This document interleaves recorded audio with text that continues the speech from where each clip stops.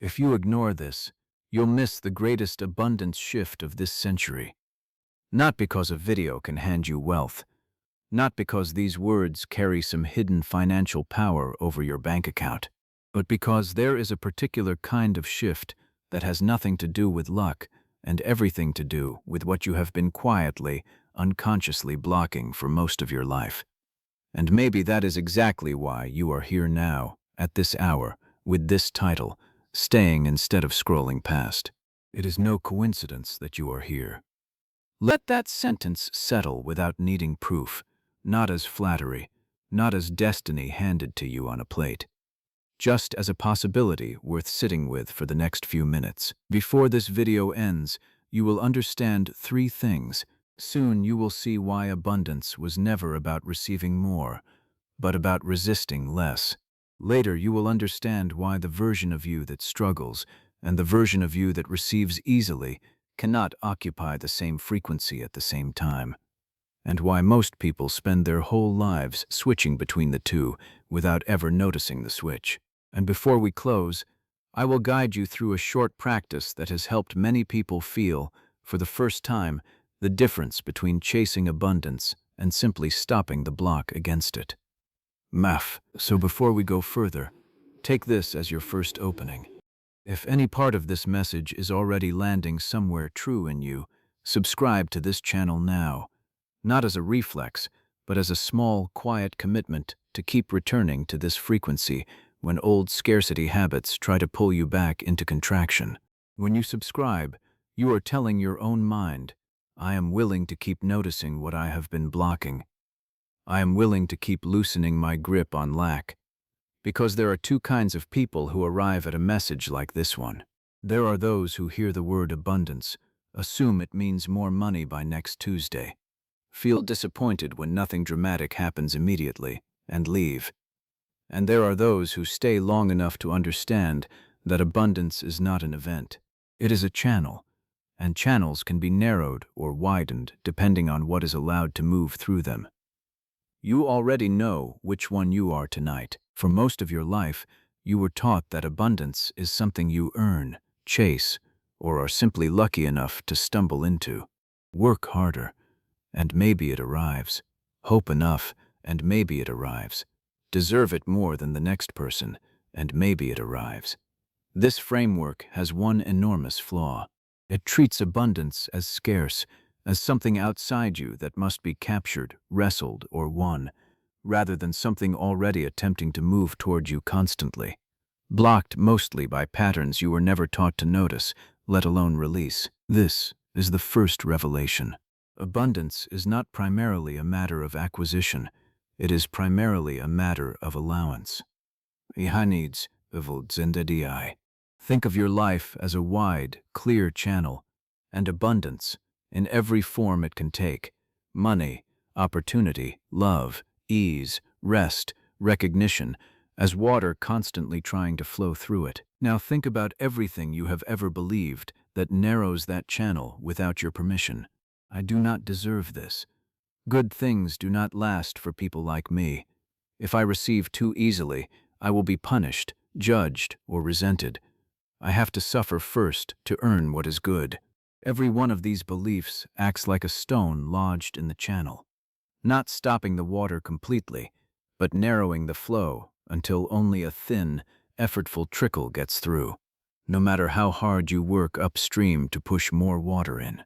Many people spend their entire lives trying to solve a narrow channel by adding more pressure, work more hours, hustle harder, say yes to everything, prove worth through exhaustion. And sometimes, for a while, this seems to work, because enough pressure can force a little more water through even a narrow channel. But the exhaustion is real, and it rarely lasts, because the actual problem, the stones lodged in the channel, was never addressed. This is the trap almost everyone lives inside without naming it.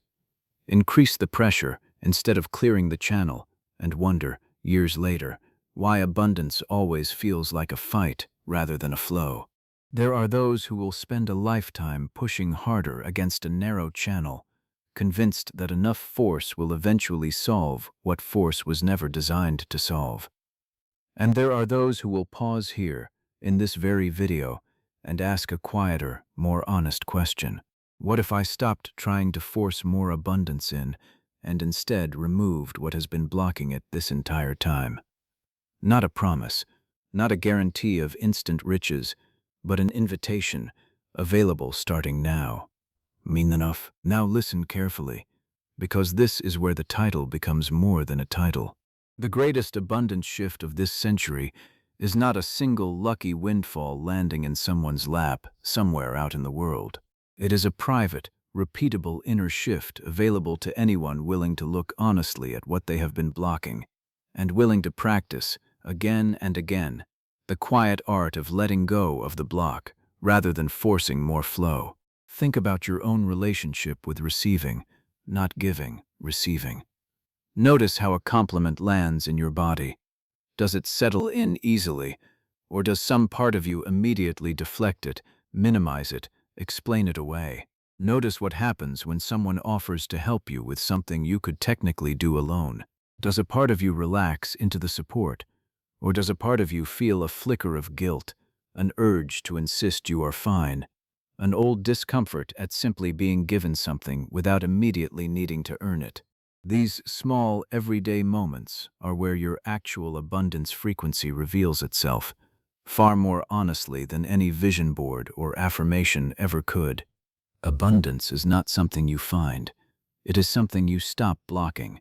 Let that sentence rest here for a moment, the way a single note rests before the next one arrives. Not as a doctrine to accept blindly, but as an experience to test against your own honest life right now. The struggle is not evidence that you are simply unlucky. The struggle is often evidence of an old block quietly doing exactly what it was built to do, protecting you from a version of receiving that once, long ago, felt unsafe, unfamiliar, or undeserved. Here is the quiet loop most people live inside without ever naming it.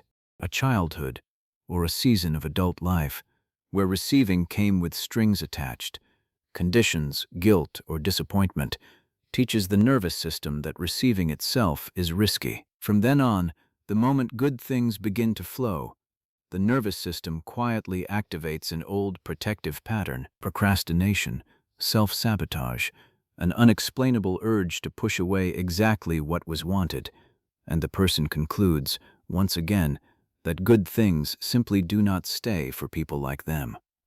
But it was never fate. It was an old block, still lodged in the channel, still doing the only job it ever learned how to do: keep things small enough to feel safe. There are those who will hear this and feel a flicker of defensiveness, as if being told their scarcity has a pattern is being told their financial struggle was never real or never unfair. It absolutely was real. Circumstance, inequality, and genuine hardship are not being dismissed here. This is not a message asking you to pretend systemic difficulty does not exist, or that abundance is simply a matter of better thoughts while ignoring real constraints. This is a message asking a more precise, more useful question underneath all of that. Given whatever real circumstance exists, what is the frequency from which you are meeting it?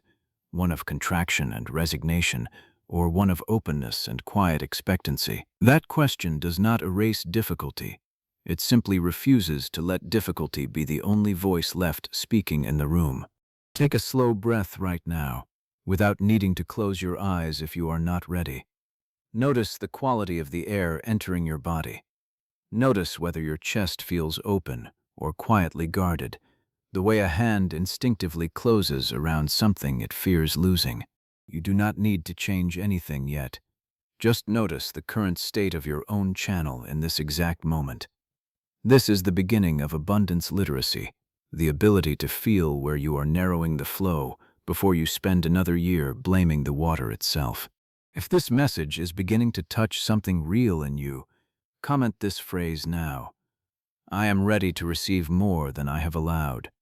Writing it will not instantly dissolve a lifetime of old conditioning, but it becomes a small marker your own mind can return to later, a quiet anchor point in an ordinary day, a reminder that you once consciously chose to loosen your grip instead of tightening it further. And when someone else reads those words beneath this video, they may feel, for a moment, a little less alone in their own loosening. Now let the next layer open. There is a particular kind of exhaustion that comes specifically from mistaking worthiness for something that must be proven before it can be received. Many people quietly believe, without ever saying it aloud, that they must earn rest before they are allowed to rest, earn ease before they are allowed ease, earn love before they are allowed to be loved simply, without performance. This belief is exhausting precisely because it can never be fully satisfied.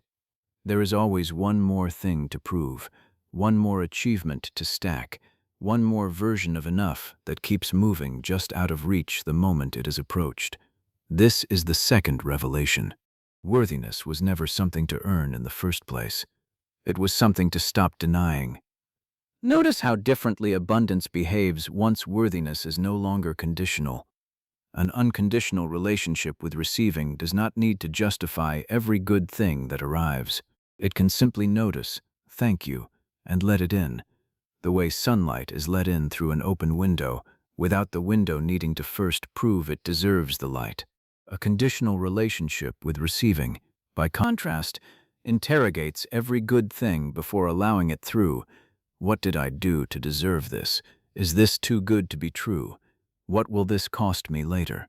That interrogation, repeated enough times, becomes its own quiet form of scarcity, regardless of how much is actually available. If this is resonating with you, subscribe now, not as a casual gesture, but as a small, energetic commitment to keep practicing this kind of openness instead of letting today's clarity dissolve quietly back into tomorrow's old contraction. Let it mean, I am choosing, on purpose, to keep widening the channel. Consider, too, how this pattern shows up quietly in ordinary conversation long before any major financial decision ever arrives to test it.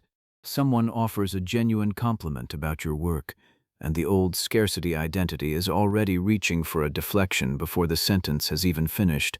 Oh, it was nothing. Anyone could have done it.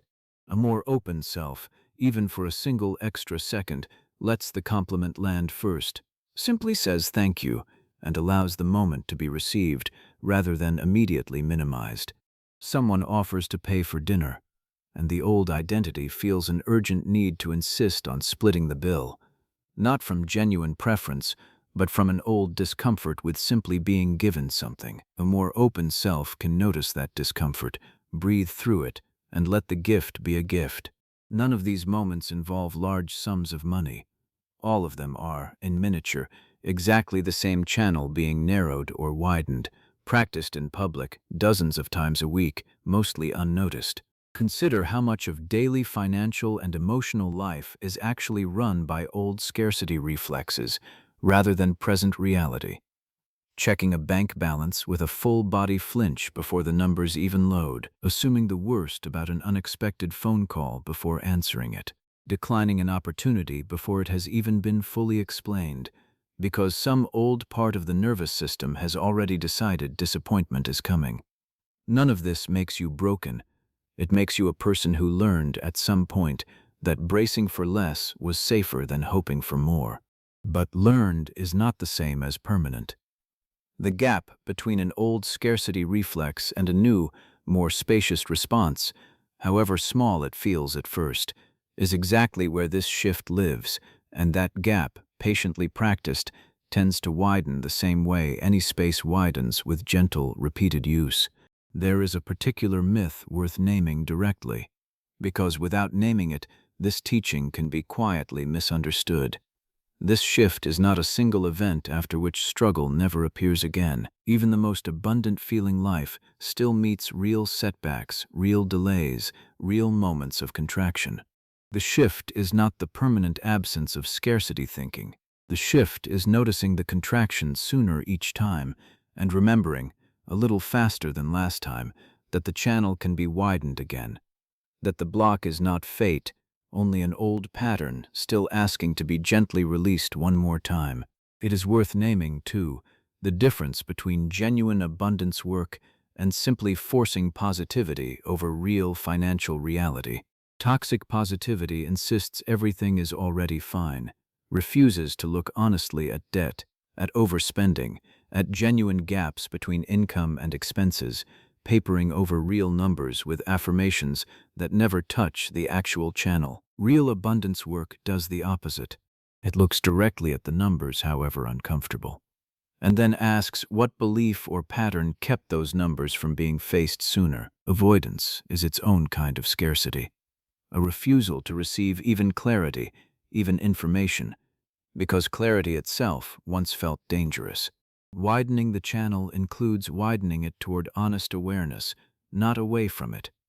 Consider, too, how differently the exact same financial number lands depending on which self receives it. A modest but stable paycheck received by the old scarcity identity gets immediately measured against everything it still cannot buy. An endless list of lack extending outward in every direction. The same paycheck, received by a more open self, can be met with a genuine, uncomplicated moment of gratitude. This arrived, this is real, this is enough for today. Without that gratitude requiring the larger goals to disappear, the number did not change, the receiver did. This distinction matters more than most financial advice ever will, because a wider channel changes not only what eventually flows through it, but how what is already flowing gets experienced along the way. Here is something worth sitting with honestly.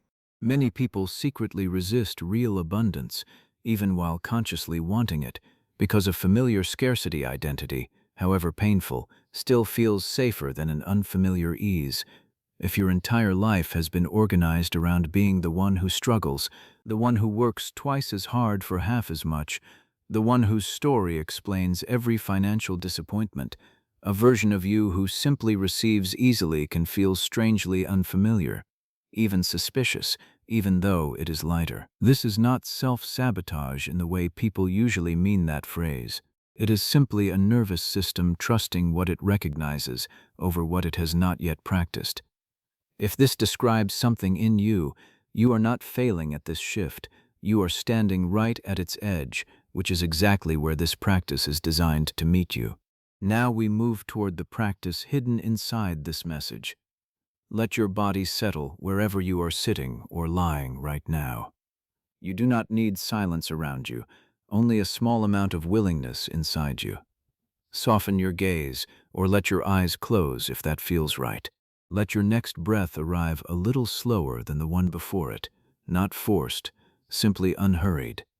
Feel the weight of your body being held by whatever is beneath it, the chair, the floor, the surface that has been holding you this entire time without asking anything in return.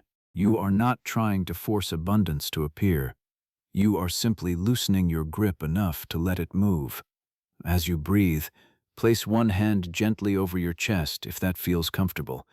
Inhale slowly, and as you do, silently imagine the channel widening slightly, an old stone dissolving, a small amount of resistance softening. Exhale slowly, and as you release the breath, imagine releasing the need to control exactly how or when abundance arrives. Inhale, widen. Exhale, release control. Let this happen 2 or 3 more times at your own unhurried pace. There is no wrong way to practice this.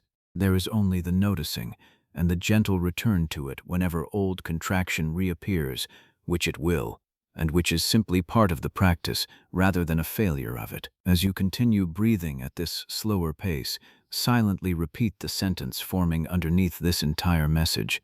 Abundance is not something you find. It is something you stop blocking. Let the words move with your breath rather than your urgency. Abundance is not something you find on the inhale.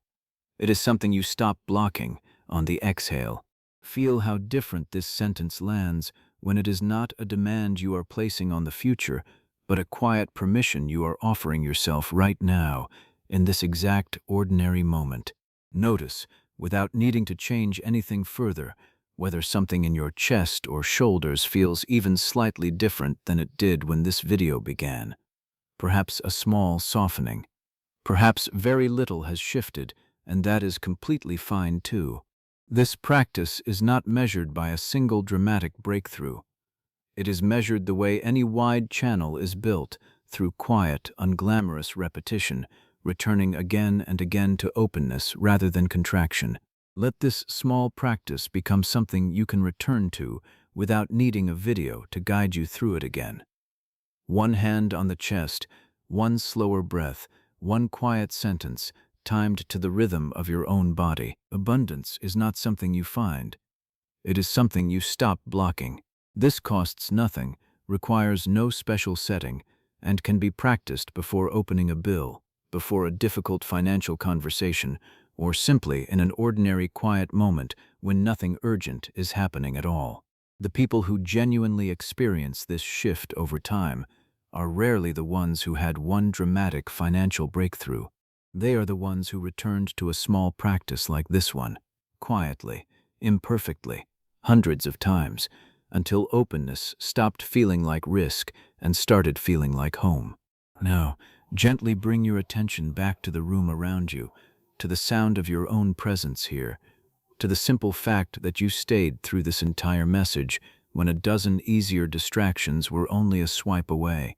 That choice to stay is itself a small act of the very openness this video has been describing. Let us gather what this message has offered you. The recognition that abundance is not primarily about acquisition, but about allowance, a channel to be widened rather than a prize to be won through force. The understanding that pushing harder against a narrow channel rarely solves what only gentle release can actually solve. The distinction between genuine openness and simply forcing positivity over unfaced numbers, one an honest widening, the other a quiet avoidance wearing abundance language. The honesty that worthiness was never something to earn in the first place, only something old conditioning taught you to deny. And the practice, simple enough to repeat daily, of one breath, one hand on the chest, one quiet sentence that can guide you back whenever contraction returns. Abundance is not something you find. It is something you stop blocking. If this message reached you at the right moment, like this video now, not for an algorithm, but as a way of sealing this recognition in your own field of attention. Subscribe if you have not yet, because the next transmission will go deeper into what happens once this openness becomes familiar. How opportunities begin to move differently once you stop bracing against them, and why some relationships shift entirely once one person in them has learned to receive without guilt. Share this with someone who has been quietly exhausted by a scarcity story they never chose, someone who needs to hear that the block is not permanent, that a wider channel is not reserved for a rare, fortunate few, but available to anyone willing to notice the stones and patiently let them go. You are not behind. You are not too far gone to shift. You are not simply unlucky, and you were never simply undeserving. Abundance is not something you find. It is something you stop blocking. And perhaps the greatest abundance shift of this century is not a single windfall waiting somewhere out in the world, not a lottery ticket, not a stroke of rare fortune reserved for someone else, but the quiet, repeatable moment happening in you right now, the moment you remember that the water was never the problem. You were simply, gently, learning how to let the channel open.